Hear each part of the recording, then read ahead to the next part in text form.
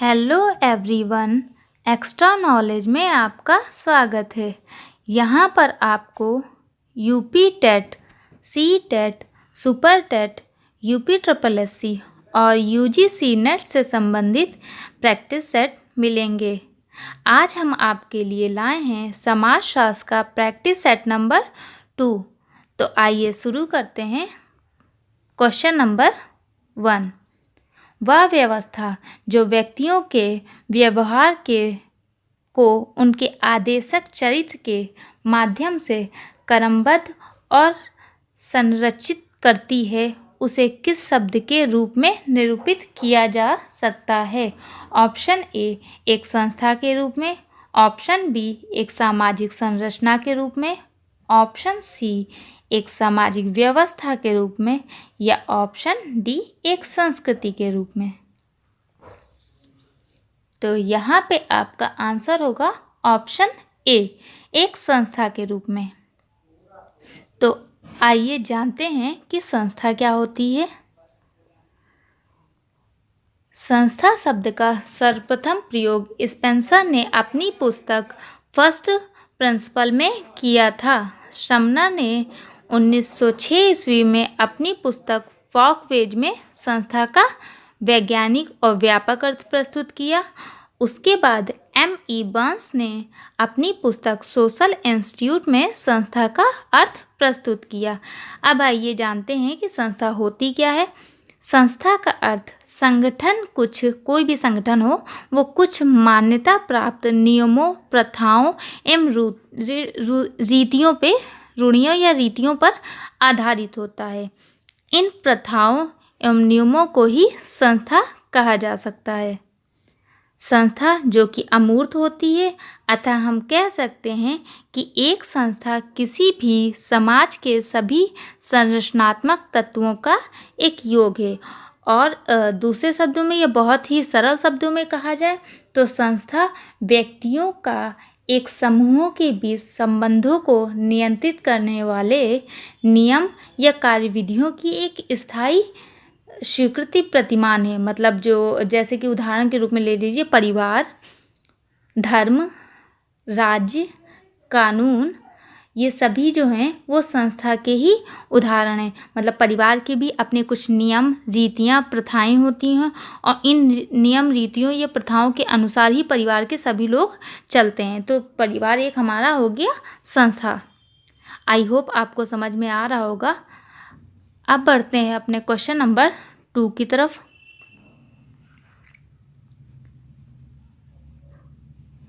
निम्नलिखित में से किसने संस्कृति को तत्व मानवीय समाज के प्रति एक अनुक्रिया के रूप में माना है? Option A Redfield, option B Radcliffe Brown, option C Malinowski, या ऑप्शन डी हास्कोविटस। तो यहाँ पे आपका आंसर होगा ऑप्शन सी मैलिनोवस्की। तो आइए जान लेते हैं मैलिनोवस्की के बारे में। मैलिनोवस्की प्रकार्यवादी सिद्धांत से संबंधित हैं। मैलिनोवस्की की रुचि सांस्कृतिक व्यवस्था में अधिक थी। इसी कारण मैलिनोवस्की का प्रकार्यवाद सांस्कृतिक व्यवस्था से संबंधित है। उनके अनुसार सांस्कृतिक व्यवस्था का निर्माण उनके सांस्कृतिक तत्वों को लेकर होता है। यह संपूर्ण संस्कृति ही मानवीय आवश्यकताओं की पूर्ति का एक साधन है। अतः कह सकते हैं कि उनके अनुसार समस्त मानव संस्कृति का कार्य मूलतः मानव की मौलिक या आधारभूत आवश्यकताओं की पूर्ति करना होता है। सभी सांस्कृतिक तत्व जो होते हैं वो किसी न किसी रूप से समाज में व्यक्ति की आवश्यकताओं की पूर्ति करते रहते हैं। इसीलिए इन्होंने ऐसे ऊपर जो क्वेश्चन पूछा गया है कि संस्कृति को तत्व मानवीय समाज के प्रति एक अनुक्रिया के रूप में जाना जाता है। अतः इनका कहना था कि संस्कृति ही मानव की आवश्यकताओं की पूर्ति करती है। आइए बढ़ते हैं अपने क्वेश्चन नंबर 3 की तरफ। एक मेडिकल छात्र MBBS उत्तीर्ण करता है, फिर वह रेजिडेंट डॉक्टर बन जाता है। अनुप्रात वह MS या मास्टर ऑफ सर्जरी बनता है और अंत में एक पूल ऑफिसर। एक व्यक्ति द्वारा अर्जित की गई ये सारी परिस्थितियाँ एक साथ मिलकर क्या कही जाएंगी? ऑप्शन ए अनेक परिस्थितियाँ, ऑप्शन बी बहुल भूमिकाएं, ऑप्शन सी बहुल परिस्थितियाँ या ऑप्शन डी परिस्थिति अनुक्रम। तो यहाँ पे आपका आंसर होगा ऑप्शन डी परिस्थिति अनुक्रम। तो आइए जानते हैं परिस्थिति क्या होती है या परिस्थिति अनुक्रम क्या होता है। जैसे कि पहले हम जान लेते हैं परिस्थिति, जिसको हम इंग्लिश में स्टेटस बोलते हैं, को अरिस्तु ने अपनी पुस्तक पॉलिटिक्स में परिस्थिति एवं भूमिका शब्द का प्रयोग किया तथा राल्फ लिंटन ने भी, जो कि हम पीछे अपने प्रैक्टिस सेट 1 में आपको बता चुके हैं ये चीज़, कि राल्फ लिंटन ने भी अपनी पुस्तक द स्टडी ऑफ मैन में परिस्थिति एवं भूमिका शब्द का प्रयोग किया था। अब परिस्थिति होता क्या है? प्रत्येक समाज या समूह में व्यक्ति एक समय विशेष में कोई ना कोई स्थान या पद अवश्य धारण करता है। कोई उच्च पद पे होता है तो कोई निम्न पद पे होता है। तो ये जो पद होता है, जिसे हम उच्च पद या निम्न पद कहते हैं, इस पद को ही परिस्थिति बोला गया है। और इसी के अनुसार हमारे समाज में लोगों की मान सम्मान होता है। तो जो उच्च पद में होगा, निम्न पद, उनका बहुत मान सम्मान करते हैं। तो इस तरह ये स्टेटस हमारे एक सम्मान से जुड़ा होता है। तो उसी के अंतर्गत परिस्थिति अनुक्रम को दर्शाया गया एक अवधारणा है परिस्थिति अनुक्रम। तो परिस्थिति अनुक्रम ये होती है कि एक व्यक्ति अपने जीवन काल में एक के बाद कई परिस्थितियां धारण करता है, तो इसे ही परिस्थिति अनुक्रम या परिस्थिति क्रम या परिस्थिति श्रृंखला कहेंगे। इसका प्रतिपादन R.K. मर्टन ने किया है। तो अगर आपको कैसे भी पूछ लिया जाए, परिस्थिति क्रम लिखा हो या परिस्थिति श्रृंखला लिखा हो या परिस्थिति अनुक्रम लिखा हो, ये तीनों एक ही होते हैं। इसका अर्थ होता है कि अपने एक जीवन काल में व्यक्ति अनेक परिस्थितियां या अनेक पद ग्रहण करता है, तो उसे परिस्थिति अनुक्रम कहेंगे, जिसका प्रतिपादन R.K. मर्टन ने कहा था। और बहुत ही ईजी शब्द में अगर परिस्थिति अनुक्रम को समझना है तो ऐसा मान लीजिए जैसे कि हम पहले शैशवावस्था, फिर बालक होते हैं, फिर युवा होते हैं, फिर प्रौढ़ होते हैं, उसके बाद वृद्ध होते हैं। तो एक के बाद एक ये परिस्थिति चेंज होती रहती है, तो इसे हम परिस्थिति अनुक्रम कह सकते हैं। आई होप आपको समझ में आ रहा होगा। अब बढ़ते हैं अपने क्वेश्चन नंबर 4 की तरफ। निम्नलिखित में से किसने कहा है कि बाजार स्थिति वर्ग रचना का एक महत्वपूर्ण स्रोत है? Option A Karl Marx, option B Max Weber, option C Tumin या ऑप्शन डी अल्थ्यूजर। तो यहाँ पे आपका आंसर होगा ऑप्शन बी मैक्स वेबर। आइए जानते हैं अब मैक्स वेबर के बारे में कि उन्होंने वर्ग को किस प्रकार से परिभाषित किया है। मैक्स वेबर ने वर्ग की रचना बाजार के रूप में की है, अतः वे मानते हैं कि जिस समूह या व्यक्ति के पास जितना अधिक धन होगा वह उतनी ही अधिक वस्तुओं व सेवाओं को प्राप्त कर सकेगा, साथ ही उत्पादन के साधनों पर भी नियंत्रित कर सकता है। इसके विपरीत जिसके पास संपत्ति या धन नहीं है, वे केवल अपनी सेवाओं या श्रम को ही बेच सकते हैं। इस प्रकार कह सकते हैं कि मैक्स वेबर जो थे उन्होंने वर्ग को 3 भागों में बांटा है। एक उन्होंने संपत्ति वर्ग बताया, दूसरा उन्होंने उपलब्धि वर्ग बताया और तीसरा उन्होंने मध्यम वर्ग बताया। जो संपत्ति वर्ग था उसमें था कि जिस व्यक्ति के पास अधिक धन होता है वो संपत्ति का मालिक होता है, ठीक है। जो उपलब्धि वर्ग था उसका कार्य ये था कि उसमें दो उपलब्धि वर्ग में इन्होंने दो भागों में बांट दिया है, एक सकारात्मक विशेष अधिकार वर्ग, एक नकारात्मक विशेष अधिकार वर्ग। जो सकारात्मक विशेष अधिकार वर्ग है उसमें लोगों का जो जैसे जो संपत्ति के मालिक होते थे वो किसी चीज़ को उत्पादित करते थे या कोई कंपनी खोलते थे, उस कंपनी में जो नियंत्रित करते थे उसको, वो सकारात्मक उपलब्धि वर्ग में, और नकारात्मक में जो कुशल, अर्धकुशल व श्रमिक लोग उसमें होते थे वो उपलब्धि वर्ग के अंतर्गत। और मध्यम वर्ग जो था, जो ये संपत्ति वर्ग और उपलब्धि वर्ग के बीच के कड़ी के जो थे वो मध्यम वर्ग में कहे जाते थे। अब बढ़ते हैं अपने क्वेश्चन नंबर 5 की तरफ। संरचनावाद की सबसे उल्लेखनीय विशेषता यह है कि यह मानवीय समाज में सार्वभौमिक तत्वों की खोज करने का प्रयास करता है। सोच के इस प्रकार में लेवी स्ट्रॉस द्वारा किस तत्व पर जोर दिया गया है? ऑप्शन ए मानवीय मन स्वयं ही, ऑप्शन बी मानवीय संबंधों, ऑप्शन सी मनोवैज्ञानिक अपचयन, या ऑप्शन डी मानवीय उद्विकास। तो यहाँ पे आपका आंसर होगा ऑप्शन ए मानवीय मन स्वयं ही। आइए अब देखते हैं लेवी स्ट्रॉस के बारे में। लेवी स्ट्रॉस एक संरचनावादी समाजशास्त्री थे। स्ट्रॉस ने अपनी संरचना को 3 आधार बताया था। इसमें इन्होंने प्रथम संरचना का आधार वो बताया था कि जिसका निर्माण सामाजिक संस्थाओं व संगठनों द्वारा हुआ है। दूसरा, इन्होंने संरचना में मॉडल प्रस्तुत किया था, और तीसरी संरचना में उन्होंने कहा था वह जो मनुष्य के मस्तिष्क के द्वारा निर्मित होती हैं, जैसे कि नातेदारी, गोत्र, मिथक आदि की संरचनाएं मानव मस्तिष्क द्वारा निर्मित होती हैं। अतः मानव मस्तिष्क निर्माण की प्रक्रिया ये लेवी स्ट्रॉस, मिथक के बारे में पूछा जाए लेवी स्ट्रॉस, नातेदारी या गोत्र के बारे में पूछा जाए तो वो लेवी स्ट्रॉस, मतलब मानव मस्तिष्क के द्वारा निर्मित हुई हैं। तो ये लेवी स्ट्रॉस एक संरचनावादी थे। आई होप आपको समझ में आ रहा होगा।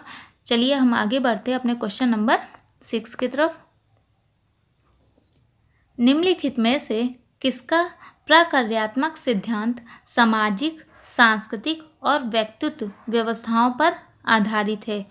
Option A R K. Merton, option B G. Simmel, option C Alexander, या ऑप्शन डी टी. पार्सन्स। तो यहाँ पे आपका आंसर होगा ऑप्शन डी टी. पार्सन। आइए अब जानते हैं टी. पार्सन्स।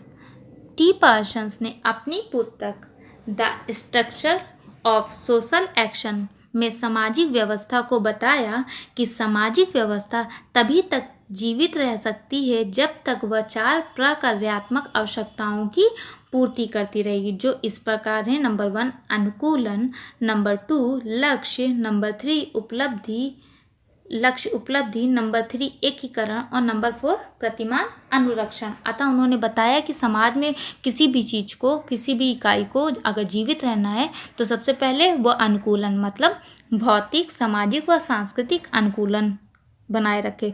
दूसरा लक्ष्य उपलब्धि, मतलब समाज की जो मूलभूत आवश्यकताएं हैं उन लक्ष्य को ध्यान में रखते हुए और उनकी पूर्ति करते हुए आगे बढ़े। तीसरा उन्होंने बताया एकीकरण, मतलब समाज जो है वो अनेक इकाइयों से मिलकर बना है तो उनके एकीकरण को बना के रखे, ना कि उनको विघटित करने वाली हो। और नंबर 4 उन्होंने बताया प्रतिमान अनुरक्षण, मतलब एक स्थायित्व हो और तनाव उसमें कोई प्रकार का ना हो, वो एक नियंत्रित रहे। तो जब ये चारों प्रक्रियाएं रहेंगी तभी समाज में कोई भी व्यवस्था जीवित रह सकती है। इसके अतिरिक्त पार्सन ने 3 अन्य व्यवस्थाओं की उपस्थिति दर्ज की। ये व्यवस्थाएं थी नंबर 1 व्यक्तित्व व्यवस्था, स्वयंकर्ता, नंबर 2 सामाजिक व्यवस्था जिसमें परिस्थिति एवं भूमिका से जुड़े मापदंड आते थे, नंबर 3 भौतिक पर्यावरण या सामाजिक व्यवस्था जिसके साथ समाज में समायोजन होता है। आइए अब बढ़ते हैं अपने क्वेश्चन नंबर 7 की तरफ। निम्नलिखित में से कौन सा केवल परिमाणात्मक चरों पर लागू किया जा सकता है? ऑप्शन ए सहसंबंध, ऑप्शन बी कई वर्ग, ऑप्शन सी सहचार्य या ऑप्शन डी यूल का क्यूब। यहाँ पे बात की गई है परिमाणात्मक या मात्रात्मक चर पे ही लागू किया जा सकता है, तो यहाँ पे आपका आंसर होगा ऑप्शन ए सहसंबंध। अब आइए जानते हैं कि सहसंबंध क्या होता है। सहसंबंध विश्लेषण का अर्थ होता है जब दो पद श्रेणियां परस्पर इस प्रकार से संबंधित होती हैं कि एक पद श्रेणी में परिवर्तन होने से दूसरे पद श्रेणी में परिवर्तन हो जाए, तो ये एक प्रकार का सहसंबंध कहलाती हैं। मतलब इसमें कहना है कि जब दो चर होते हैं उसमें से एक चर अगर वृद्धि होगी तो दूसरे चर में वृद्धि होगी, एक चर में अगर कमी होगी तो दूसरे चर में कमी होगी, तो ये सहसंबंध कहलाएगा। और सहसंबंध गुणांक का जो प्रयोग था वो कार्ल पियर्सन ने किया था।